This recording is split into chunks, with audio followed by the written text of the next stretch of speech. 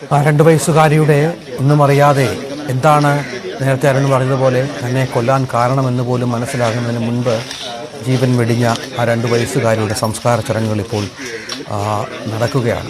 നാട്ടുകാരെല്ലാം അവിടെയുണ്ട്, പൊതുപ്രവർത്തകരുണ്ട്. അവരുടെ സാന്നിധ്യത്തിലും അവരുടെ നേതൃത്വത്തിലുമാണ് ഇപ്പോൾ സംസ്കാര ചടങ്ങുകൾ. മറ്റു ചടങ്ങുകളൊന്നും തൽക്കാലമില്ല. കുഞ്ഞിനെ ഭൂമിക്കടിയിലേക്ക് കുഞ്ഞിതാ ഇപ്പോൾ പോവുകയാണ്. ഒന്നും അറിയാതെ പിഞ്ചു കുഞ്ഞ് ഒരു കാരണവുമില്ലാതെ ആ കുഞ്ഞിൻ്റെ അന്ത്യം ഈ നാട്ടിൽ, ഈ സമൂഹത്തിൽ, ഈ ഭൂമിയിൽ ഇനിയും എത്രയോ നാൾ ജീവിക്കേണ്ടിയിരുന്ന ആ പിഞ്ചു കുഞ്ഞിനെ എന്തിൻ്റെ പേരിലായാലും എന്താണ് കാരണമെന്ന് പോലും വളരെ വ്യക്തമാകാത്ത പശ്ചാത്തലത്തിലാണ് ഈ ഈ സംസ്കാര ചടങ്ങുകൾ പുരോഗമിക്കുന്നത് എന്നുള്ളതാണ് ഏറ്റവും ദുഃഖകരമായ കാര്യം. അമ്മയും അമ്മാവനും ഇപ്പോൾ ഈ സംഭവവുമായി ബന്ധപ്പെട്ട അറസ്റ്റിലാണ് എന്നുള്ളതാണ്. ജീവനോടെ ഈ കുഞ്ഞിനെ കിണറ്റിലേക്ക് വലിച്ചെറിയുകയായിരുന്നു എന്നുള്ളതാണ് നമുക്ക് ഇപ്പോൾ ലഭ്യമായ വിവരം. അതിന് പിന്നിൽ ഒരുപാട് കാരണങ്ങളുണ്ടാകാം.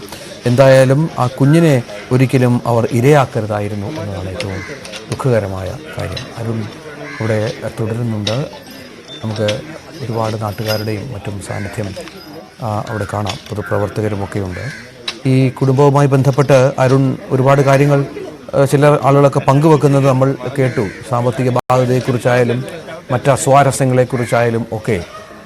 എന്താണ് ഇവർക്ക് പറയാനുള്ളത്? ഇത്രയധികം സാമ്പത്തിക ബാധ്യതയും മറ്റും ഈ സ്ത്രീക്ക് വരാനുള്ള സാഹചര്യമൊക്കെ എങ്ങനെ ഉണ്ടായി എന്നുള്ളതാണ്.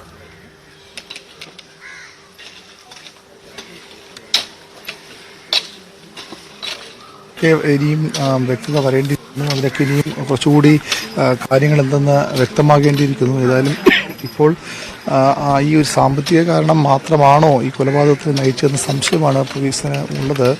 ഒരു കാരണം സാമ്പത്തിക പ്രശ്നങ്ങൾ തലത്തിലുള്ള തർക്കങ്ങളൊക്കെ ഉണ്ടായിരുന്നു എന്നുള്ളത് വസ്തുതയാണ്. പക്ഷെ അതിനപ്പുറത്തേക്ക് മറ്റു ചില സംശയങ്ങൾ കൂടി പോലീസിനുണ്ട്. അതിലൊരു സ്ഥിരീകരണത്തിനാണ് അവർ കാത്തിരിക്കുന്നത്. അതിനൊരു സ്ഥിരീകരണം ഉണ്ടാകാനാണ് പോലീസ് ഇപ്പോൾ നോക്കിയിരിക്കുന്നത്. ഏതായാലും അതൊക്കെ തന്നെ ഈ അന്വേഷണത്തിന്റെ ഭാഗമായി പുറത്തു വരേണ്ട കാര്യങ്ങളാണ്. ലക്ഷ്യങ്ങളുടെ ബാധ്യത ഇവർക്കുണ്ട് എന്ന് പറയുന്നു. പക്ഷേ അതുകൊണ്ട് മാത്രം ഈ ഒരു കുഞ്ഞിനെ എന്തിന് കൊല ചെയ്തു എന്ന സംശയമാണ് നാട്ടുകാർ ചോദിക്കുന്നത്. പോലീസും അത്തരം ചോദ്യങ്ങൾ തന്നെയാണ് ഇവരോടും ചോദിച്ചത്. കുട്ടിയെ ഒഴിവാക്കിയാൽ എന്തെങ്കിലും സാമ്പത്തിക നേട്ടം ഉണ്ടാകാൻ ഒരു കാരണവുമില്ല. അതുകൊണ്ടാണ് അത്തരമൊരു സംശയം പോലീസുകാർക്ക് പൊതുവിൽ ഉള്ളത്. ഏതായാലും അതിൻ്റെ കാരണങ്ങളിലേക്ക് കൂടി പോലീസിന്റെ അന്വേഷണം പോകുമെന്ന് ഉറപ്പാണ്. എല്ലാ കാരണങ്ങളും അന്വേഷിക്കേണ്ടതുണ്ട്. പോലീസ് ഇപ്പോൾ ആ രീതിയിൽ എല്ലാ കാര്യങ്ങളും അന്വേഷിക്കേണ്ടതുണ്ട്.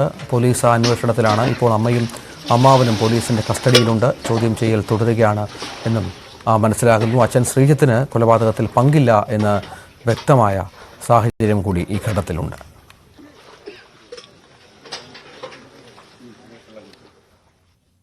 നമുക്ക് ആലപ്പുഴയിലേക്കൊന്ന് പോകണം. അവിടെ പരസ്ത്രീ ബന്ധം ചോദ്യം ചെയ്തതിന് ഭാര്യയ്ക്ക് ഭർത്താവിന്റെ ക്രൂരമർദ്ദനം.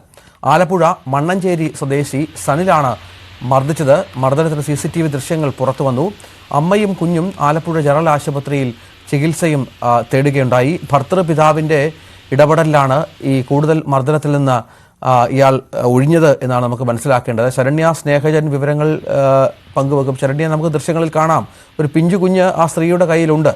എന്നിട്ടും ക്രൂരമായി മുടിയിൽ പിടിച്ച് കരടത്തടിക്കുകയാണ്. എന്താണ് ഈ പ്രകോപനം? ഇയാൾക്ക് എന്താണ് ഇങ്ങനെ ഇത്ര ക്രൂരമായി പെരുമാറാൻ തോന്നാൻ കാരണം? രഞ്ജിത്ത്, കഴിഞ്ഞ 28-ാം തീയതിയാണ് ഈ സംഭവം ഉണ്ടായിട്ടുള്ളത്. അതിന് തലേ ദിവസം, അതായത് 27-ാം തീയതി സനിൽ ഈ വീട്ടിലേക്ക് എത്തിയിരുന്നില്ല. മണ്ണഞ്ചേരി സ്വദേശിയാണ് ഇയാൾ. മണ്ണഞ്ചേരി 13-ാം വാർഡിൽ പന്നിശ്ശേരി വീട്ടിലാണ് സനിൽ താമസിക്കുന്നത്. ഈ തലേ ദിവസം ഇയാൾ വീട്ടിലേക്ക് വരാത്തതിനെ തുടർന്നുണ്ടായ തർക്കമുണ്ടായിരുന്നു. പിന്നീട് 28-ാം തീയതി ഇയാൾ വീട്ടിലേക്ക് വന്നപ്പോൾ ഈ പരസ്ത്രീ ബന്ധമെന്ന് ആരോപിക്കുന്ന സ്ത്രീ ഇയാളുടെ ഫോണിലേക്ക് വിളിക്കുകയും ചെയ്തു. ഇത് ഭാര്യയും ഭർത്താവും തമ്മിലുള്ള തർക്കത്തിലേക്ക് ഇടയാക്കിയിരുന്നു. തുടർന്നാണ് സനൽ ഇവരെ ക്രൂരമായി മർദ്ദിച്ചത്. ഈ ആദ്യം വീടിനകത്ത് വെച്ച് മർദ്ദിച്ചു. അതിനുശേഷമാണ് നമ്മളിപ്പോൾ ദൃശ്യങ്ങൾ കാണുന്ന വീടിന് പുറത്തു വെച്ചുള്ള മർദ്ദനം ഉണ്ടായത്. ഭാര്യ കൈക്കുഞ്ഞ്